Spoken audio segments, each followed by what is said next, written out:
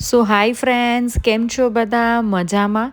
સો હું આજે તમારી સાથે શેર કરીશ રેસ્ટોરન્ટ સ્ટાઇલ ટમેટો સૂપની રેસિપી છે. ટમેટો સૂપ છે એ આપણે અવારનવાર રેગ્યુલર ડેઝમાં છે આપણા ઘરે બનાવતા જ હોઈએ છે, પણ રેસ્ટોરન્ટ સ્ટાઇલમાં છે એ કેવી રીતે તેને થીક કરે છે, તેની સિક્રેટ રેસિપી શું છે એ આજે હું તમારી સાથે શેર કરીશ. તો તમે જોઈ શકો છો કે આપણું સૂપ છે એ ખૂબ જ સરસ રેડી થઈ અને તૈયાર છે. તો ફર્સ્ટ ઓફ ઓલ છે, આપને સૂપ બનાવવા માટે અહીં આપણે એક નંગ બીટ છે, ત્યાર પછી એક નંગ મેં ડુંગળી લીધેલી છે, 10થી 12 કરી લસણ, આદું અને 2 મરચી છે એ લીધેલી છે, અને અરાઉન્ડ અહીં મારી પાસે રફલી ચોપ 1 કિલો દેશી ટમેટાં છે એ લીધેલા છે.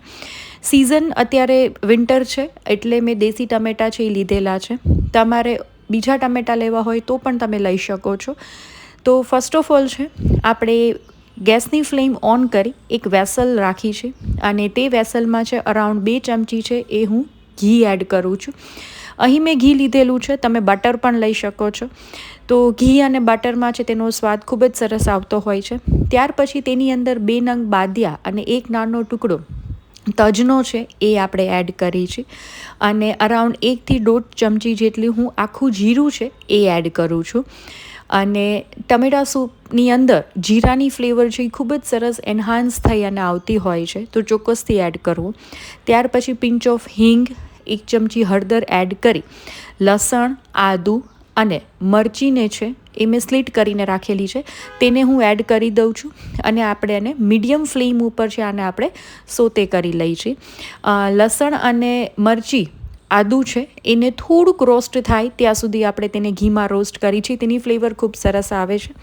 ત્યાર પછી એક નંગ મેં ડુંગળી લીધેલી છે, તેને પણ હું છે આ રીતે સોતે કરી લઉં છું, અને ડુંગળીનો કલર ચેન્જ થાય ત્યાં સુધી આપણે તેને ઘીમાં રોસ્ટ કરી છે.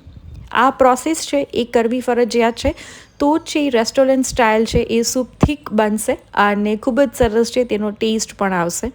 ત્યાર પછી મેં નિમક છે એ સ્વાદ અનુસાર નિમક છે એ એડ કરી દીધું છે, અને તેને પ્રોપર રીતે હલાવી લઈએ. તો ફ્રેન્ડ્સ, હવે તેની અંદર છે એ હું એક નંગ મેં અહીં રફલી ચોપ બીટ લીધેલું છે, તેને પણ છે હું એડ કરી દઉં છું, અને તેને પણ છે આપણે સોતે કરી લઈ છીએ. બીટ છે એ આપણા સૂપને એક નેચરલ કલર છે એ પ્રોવાઈડ કરશે, અને સેકન્ડ થિંગ કે બીટ છે એમાં ન્યુટ્રિશન્સ લેવલ ખૂબ જ સારા હોય છે, તો ચોક્કસથી એડ કરવું. અને તેને ઢાંકી અને મિનિમમ 5થી 7 મિનિટ માટે થવા દઈએ છીએ. તો તમે જોઈ શકો છો કે આપણું 50 to 60% છે એ ડુંગળી અને બીટ છે એ આપણું રેડી છે. હવે આ સ્ટેજે તેની અંદર અહીં મારી પાસે કિલો 1 ટમેટાં છે એને હું એડ કરું છું, અને તેને મેં રફલી ચોપ કરી લીધેલા છે, અને અહીં મેં દેશી ટમેટાં લીધા છે તેને હું એડ કરી દઉં છું, અને આને થોડુંક પ્રેસ કરી અને તેને હલાવી લઈએ છીએ, અને તેને ઢાંકણ ઢાંકી અને તેને ચડવા દઈએ છીએ. તો આ સૂપ બનાવતી વખતે આપણે ટમેટાને છે એ આ રીતે જ તેને પકાવવા દઈએ છીએ. આપણે તેને કુકરમાં છે વિસલ કરતા નથી જ, તો જ તેનું બહાર જેવો સ્વાદ આવશે. અને સેકન્ડ થિંગ, આમાં કોઈ પણ જાતનું આપણે પાણી છે એ એડ કરતા નથી. દેશી ટમેટાં છે એટલે તેનું પાણી છે એ છૂટશે જ, એટલે અહીં આપણે કોઈ પણ જાતનું પાણી એડ કરવાની જરૂર રહેતી નથી. આ રીતે તેને પ્રેસ કરતા જઈએ છીએ અને દબાવતા જઈએ છીએ.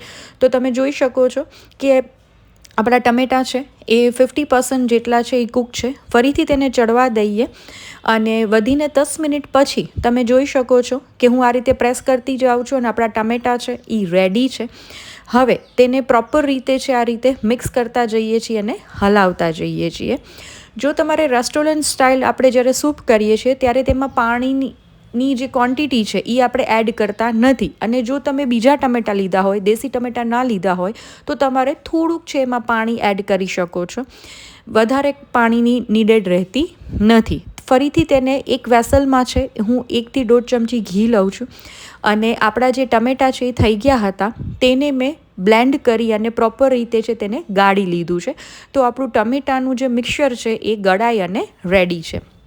ત્યાર પછી અહીં એક વેસલમાં મેં છે 2 ચમચી ઘી લીધેલું છે. ફરીથી તેની અંદર 1થી 1.5 ચમચી છે એ હું જીરું એડ કરું છું. જીરું ઓપ્શનલ છે આ સ્ટેજે, પણ જીરુંની ફ્લેવર સારી આવતી હોય છે, તો હું આ સ્ટેજે જીરું એડ કરું છું. અને ત્યાર પછી તેની અંદર આપણે જે ગળાઈ અને જે મિક્સર તૈયાર કરેલું હતું તે આમાં આપણે એડ કરી દઈએ છીએ. તો તમે જોઈ શકો છો ફ્રેન્ડ્સ કે આપણું જે ગળાઈને મિક્સર તૈયાર થયું છે એનો કલર છે એ ખૂબ જ સરસ નેચરલ કલર છે એ આવેલો છે, અને તમે જોઈ શકો છો એની થિકનેસ પણ છે એ ખૂબ જ સરસ છે. આની અંદર મેં બીજા કોઈ પણ જાતના ઇન્ગ્રીડિયન્ટ્સ છે એ એડ કરેલા નથી, છતાં બી તેની થિકનેસ છે એ ખૂબ જ સરસ આવીને રેડી છે. અને આની અંદર છે હું અત્યારે મોટી 3 ચમચી છે એ ખાંડ એડ કરું છું. અહીં મેં બ્રાઉન શુગર લીધેલી છે એટલે મારે 3 ચમચી છે હું એડ કરું છું. તમે 2 ચમચી પણ એડજસ્ટ કરી શકો છો. અને ત્યાર પછી છે તેની અંદર 1 ચમચી મેં ધાણા જીરું છે એ પાવડર એડ કરેલો છે, અને 1 કપ છે આપણે ધાણા એડ કરી દઈએ છીએ, કારણ કે ટમેટો સૂપમાં છે એ ધાણા મસ્ટ નીડેડ, અને ફ્રેશનેસ જે આવે છે એ ધાણાથી જ આવે છે.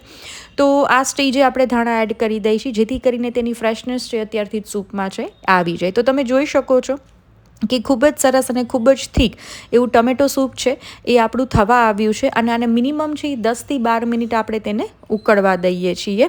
આની અંદર હું લાલ મરચું પાવડરનો સેજ પણ ઉપયોગ નથી કરતી. તમારે જો કરવું હોય તો આ સ્ટેજે કરી શકો છો, કારણ કે લીલી મરચી એડ આપણે કરી હતી તો નેચરલ તીખાશ છે એનાથી જળવાઈ રહેશે. તો થેન્ક યુ ફોર વોચિંગ.